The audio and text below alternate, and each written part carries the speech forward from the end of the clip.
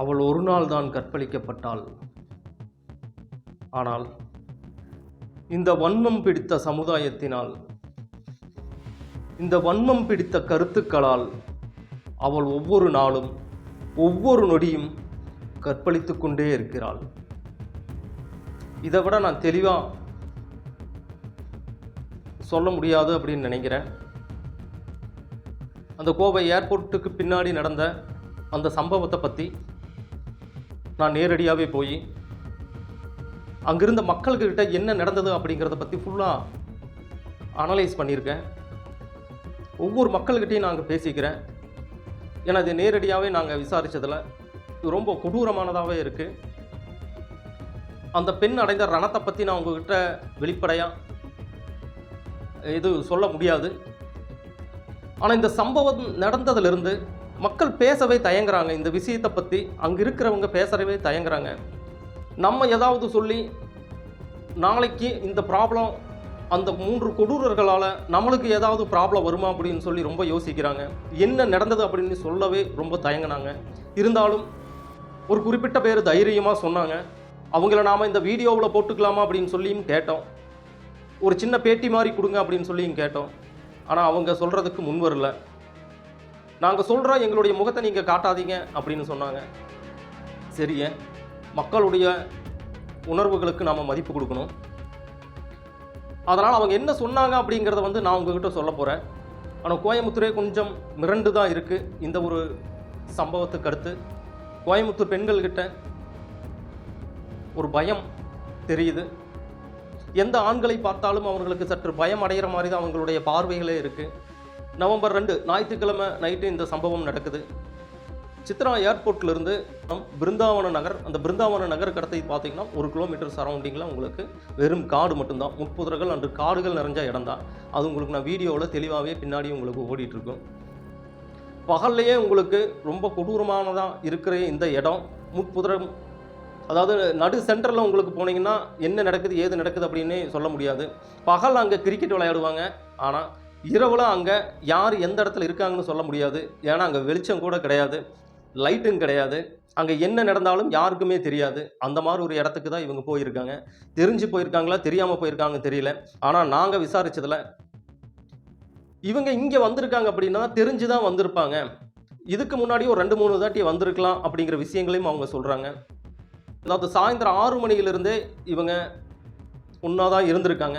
சரி, தனிமையாக பேசணும் அப்படிங்கிறதுக்காக உங்களுக்கு அந்த பிருந்தாவனம் அப்படிங்கிற பின்னாடிங்கிற அந்த கிரவுண்டில் பேசிகிட்டு இருக்கும்போது 3 பேர், இந்த 3 பேருமே சிவகங்கை மாவட்டத்தை சேர்ந்தவங்க, மதுரை மாவட்டத்தை சேர்ந்தவங்க. ஒரு 10:30 மணி வரைக்கும் அவங்க இருந்திருக்காங்க. 10:30 மணிக்கு மேலே அந்த 3 பேர் வந்ததுமே இவங்கள பார்க்கக்கூடாத ஒரு காட்சியில் அவங்க பார்த்துருக்காங்க காரில். அந்த நிலைமையில் பார்த்தோன்னே 3 பேரும் நல்ல போதையில் இருந்திருக்காங்க. பக்கத்தில் இருந்த ஒரு ஒயின் ஷாப்பில், அதாவது அது 2 வருஷங்களுக்கு முன்னாடியே அதனுடைய அப்ரூவ்டு போயிருக்கு. ஆனால் இப்போ அதை யூஸ் பண்ணிகிட்டு இருந்திருக்காங்க.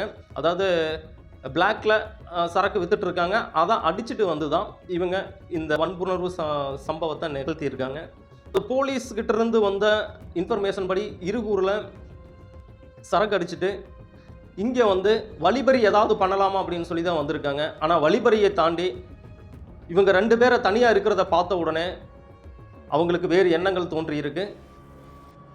அந்த ஆளை தாக்கிட்டு அந்த பெண்ணை தூக்கிட்டு போய் வலுக்கட்டாயமாக வன்புணர்வு செஞ்சுருக்காங்க. ஆனால் அந்த பெண் அடைந்த துன்பத்தை நம்ம எப்படி அதை சொல்ல முடியுதுன்னு தெரியல. கடந்த 2 நாளாக இதுவே மைண்டில் நம்மளுக்கு ஓடிட்டே இருக்குது. வேறு எதுவுமே நம்மளால் பேச முடியல. அது நேரடியான இடத்துல போய் நாங்கள் அதை விசாரித்த உடனே அது இன்னுமே மனசை ஆழமான காயம் அடைஞ்சதாக தான் இருக்குது. வேறு எந்த சிந்தனையும் சிந்திக்க முடிய மாட்டேங்குது. எப்படி கோயம்புத்தூரில் இது நடந்திருக்கலாம், அதுவும் ஏர்போர்ட்டுக்கு பின்னாடி அப்படிங்கிற எண்ணம் ஓடிட்டே இருக்குது. அந்த பெண் சுமார் 11 மணிலிருந்து 3:30 மணி வரைக்கும் அந்த 3 வெறி நாயர்களும் கட்டித்து குறதறியிருக்காங்க. அந்த 4 மணி நேரமாக அந்த பெண் அடைஞ்ச அந்த ரணத்தை அந்த பெண் அடைந்த அந்த வலியை அது நம்ம வார்த்தைகளால் சொல்ல முடியாது. அந்த ஒரு சுச்சுவேஷனிலும் அந்த பெண் பக்கத்தில் இருந்த எல்லா வீட்டு கதவுகளையுமே தட்டியிருக்கு. ஆனால் அங்கே இருந்தவங்க அந்த நேரத்துக்கு யாரும் ஓப்பன் பண்ணல. நம்மளுக்கு ஏதாவது ஒரு ப்ராப்ளம் வந்துருமோ அப்படிங்கிற ஒரு காரணத்தினாலேயே அந்த வீட்டில் இருந்த ஒரு சில பேர் வந்து ஓப்பன் பண்ண கிடையாது. அதில் ஒரு பெண் வந்து கதவை திறந்து பார்த்து ரொம்ப கதவுகளை தட்டியிருக்காங்க, ரொம்ப வீட்டுகளின் கதவை தட்டியிருக்காங்க. அதில் ஒரு பெண் மட்டும் ஓப்பன் பண்ணி, ஐயோ ஒரு பெண் நைட்டில் இந்த மாதிரி நிற்கிதே அப்படின்னு சொல்லி தன்னுடைய உடைகளை கொடுத்து என்ன ஆச்சுன்னு சொல்லி கேட்டிருக்காங்க. அந்த பெண்ணுக்கு என்ன கொஞ்ச நேரத்தில் என்ன சொல்கிறதுன்னு தெரியல. ஃபோன் இருந்தால் கொடுங்க, ஃபோனை பண்ணி நான் சொல்லணும் அப்படின்னு சொல்லி ஃபோனை பண்ணி கேட்டிருக்காங்க. அந்த ஃபோன் மூலியமான இன்ஃபர்மேஷனில் தான் ஒரு சில போலீஸ்காரங்க வந்திருக்காங்க. இதில் முக்கியமான விஷயம் என்னென்னா 10:30க்கு இந்த விஷயம் நடக்குது. 11 மணிக்கு தாக்கப்பட்ட அந்த இளைஞர் வந்து போலீஸுக்கு இன்ஃபார்ம் பண்ணுறாரு. 11:30 12க்குள்ளே வந்து போலீஸ் வந்துட்டாங்க. போலீஸ் சுமார் 200-300 போலீஸ் வந்து இந்த கிரவுண்டில் இருந்து நீலிகோணம்பாளையம், எஸ்ஐஹெச்எஸ் காலனி, சித்ரா போன்ற எல்லா இடத்துலையுமே சரௌண்டிங் பண்ணுறாங்க. இந்த குற்றவாளிகளை, இந்த கொலை குற்றவாளிகளை சீக்கிரம் பிடிக்கணும்னு சொல்லி சரௌண்டிங் அந்த நைட்லையும் பண்ணுறாங்க.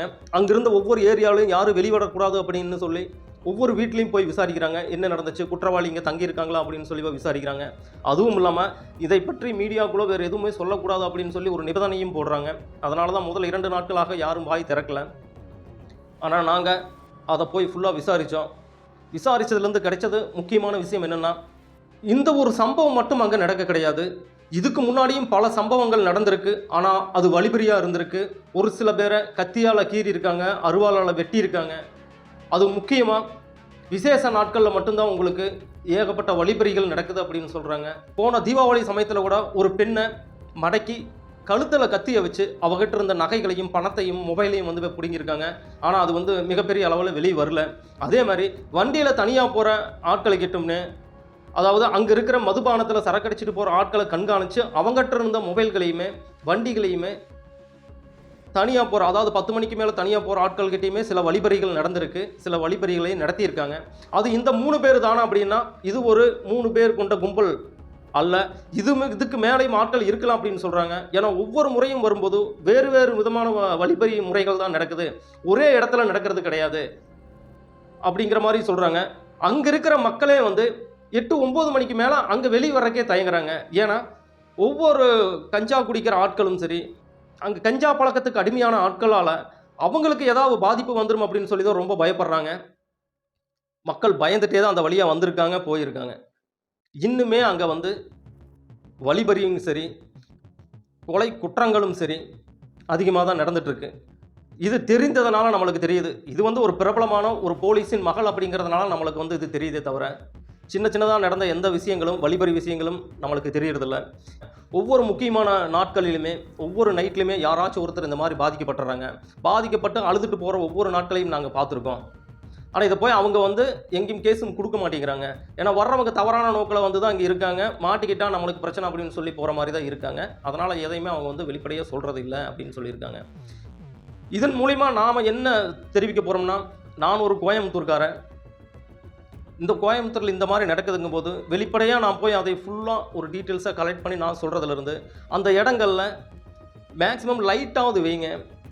அந்த இடத்த கொஞ்சம், ஏன்னா ஃப்ளைட்டு ஏர்போர்ட்டுக்கு பக்கத்துலேயே இருக்கிறனால கொஞ்சம் சமன் செய்து வைத்தா கூட இந்த மாதிரி பிரச்சனைகள் நடக்காது. முக்கியமாக லைட்டு வச்சா கூட இந்த மாதிரி பிரச்சனைகள் நடக்காது. ஏன்னா எஸ்ஐஹெச் காலனியிலேருந்து கோயம்புத்தூர், அதாவது சித்ராவுக்கு வர்றவங்களும் சரி, அவினாசி ரோடு, சத்தி ரோடு வர்றவங்களும் சரி, ஷார்ட் ரூட்டாக இருக்கிறனால அந்த ரூட்டை தான் மெயினாக வர்றாங்க. மக்கள் பயன்படுத்தப்படும் இடமாகவும் இருக்குது. ஆனால் அந்த ரோடு ரொம்ப அபாயகரமாக இருக்கிறதுனால தான் மக்கள் பாதி பேர் அதை வந்து யூஸ் பண்ணுறதில்ல. ஏன் நான் போய் வீடியோ எடுக்கும்போது கூட பெண்கள் பாதி பேர் 2 வீலரில் போகிறாங்க. ஆனால் பயந்துட்டு தான் போகிறாங்க, திரும்பி திரும்பி பார்த்துட்டு தான் போகிறாங்க. அந்த அளவுக்கு இவ்வளவு பெரிய சிட்டி இருந்தும் அந்த ஒரு குறிப்பிட்ட இடம் மட்டும் அப்படி இருப்பதற்கு காரணம் என்ன? ஏன் அந்த இடத்த மட்டும் அப்படியே விட்டுருக்குறாங்க? 2 வருஷமாகவே அங்கே இருந்த அந்த ஒயின் ஷாப்பு இன்னுமே எப்படி இயங்கிட்டு இருக்கு, புதுசு மாதிரி அப்படியே ஜொலிக்குது. இதுக்கெல்லாம் காரணம் என்ன அப்படின்னு சொல்லி இங்கே இருக்கும் ஆட்சியாளர்களுக்கு தெரியுதோ இல்லையோ, லோக்கலில் இருக்கிற போலீஸ் அவங்களுக்கு நல்லா தெரியும். அதற்கான தீர்வு வந்து சீக்கிரம் எட்டப்படணும் அப்படின்னு சொல்லி இந்த வீடியோ மூலிமா நான் தெரிவிச்சுக்கிறேன். இதை பற்றி நான் விரிவாக பேச எனக்கு விருப்பம் இல்லை. ஏன்னா ஒரு பெண்ணுடைய சென்சிட்டிவ் விஷயத்தை வந்து பெருசாக்கி அதை வந்து அரசியலாக்கி அது வழியில் ஒரு பலன் கிடைக்கணுமோ, ஒரு வியூஸ் கிடைக்கணுமோ அப்படின்னு சொல்லி நான் நினைக்கல. அப்படி நான் நினச்சிருந்தா நான் அடுத்த நாளே நான் போய் விசாரித்து அடுத்த நாளே இந்த வீடியோவை நான் போட்டிருப்பேன். எனக்கு அது தோணலை. போலீஸ் அவங்க என்ன முறைப்படி பண்ணி அவங்க என்ன பண்ணுறாங்களோ அது வெளியே கொண்டு வரட்டும் அப்படின்னு வெயிட் பண்ணேன். ஆனால் சமுதாயத்தில் சோசியல் மீடியாவில் போகிற மெசேஜுகள் அத்தனையும் பார்த்தா இன்னுமே கொடூரமாக தான் இருக்குது. இது காலம் காலமாக இந்த விஷயங்களை சொல்லிகிட்டு இருக்கிற மாதிரி தான் இப்போ இருக்கிற சோசியல் மீடியாவில் இது பரவிட்டு இருக்கு. இந்த சமூகம் எப்படி இருக்குது அப்படின்னு சொல்லி கண்ணாடி மாதிரி நம்மளுக்கு காட்டுது. என்னதான் இருந்தாலும் பெண்கள் கொஞ்சம் சேஃப்டியாக இருந்துக்குங்க. வெளிநாடு மாதிரி நம்ம நாடு கிடையாது. துபாய் நல்லா சேஃப்டியானது, மற்ற நாடுகள் நம்மள சேஃப்டியாக இருக்குது, இங்கிலாந்து பாரிஸ் சேஃப்டியாக இருக்குது அப்படின்னு சொல்கிற நீங்கள், இந்தியா சேஃப்டி கிடையாது, பெண்களுக்கு சேஃப்டி கிடையாது. அதுதான் உண்மை. அதை முதல்ல புரிஞ்சுக்கோங்க. இது இன்னும் காலம் மாற, உங்களுடைய ஜென்ரேஷன் இது மாற மாற மட்டும்தான் பெண்களுக்கான உரிமைகளும் பெண்களுக்கான பாதுகாப்பும் இன்னும் அதிகமாக இருக்குது. இங்கே இருக்கிற சட்டங்கள் அப்படி யாரையும் டக்குனு தூக்கிட்டு போய் அவங்கள கொலை பண்ணுற நிலைமையிலும் இங்கே சட்டங்கள் கிடையாது.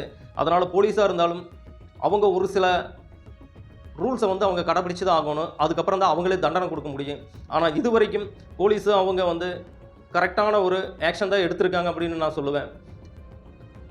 ஏன்னா ஒரு 200-300 போலீஸ் இவங்க இந்த பாதிக்கப்பட்டவர் வந்து சொன்ன உடனே 200-300 போலீஸ் அங்கே குவிஞ்சிட்டாங்க. அந்த விஷயங்களை வந்து யாரும் சொல்ல கிடையாது. ஆனால் அங்கேருந்து ஒருத்தர் சொல்கிறாரு, ரொம்ப பேர் வந்து எங்களை விசாரித்தாங்க,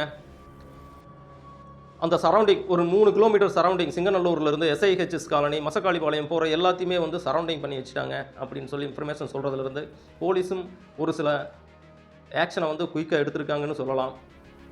இதுவாக இருந்தாலும் இதுக்கு மேலே பெண்கள் வந்து ரொம்ப சேஃப்டியாக இருந்துக்கங்க. இந்த மாதிரி ஒரு தனிப்பட்ட இடத்துக்கெல்லாம் போகாதீங்க. அடுத்தது கொடிசியா அப்படின்னு சொல்லி ஒரு இடம் இருக்குது. கொடிசியாவும் நீங்கள் நினைக்கிற மாதிரி கிடையாது. அதுவும் 10-11 மணிக்கு மேலே ஒரு சில விஷயங்கள் அங்கேயும் நடந்துட்டு தான் இருக்குது. பெண்கள் கொஞ்சம் விழிப்புணர்வோடவே இருங்க. பல்வேறு கோணங்களில் பல்வேறு கருத்துக்களை வந்து மக்கள் சொன்னாலும் அந்த பொண்ணு அந்த நேரத்துக்கு போயிருக்க வேண்டிய தேவையில்லை. 11 மணிக்கு எதுக்காக போகுது?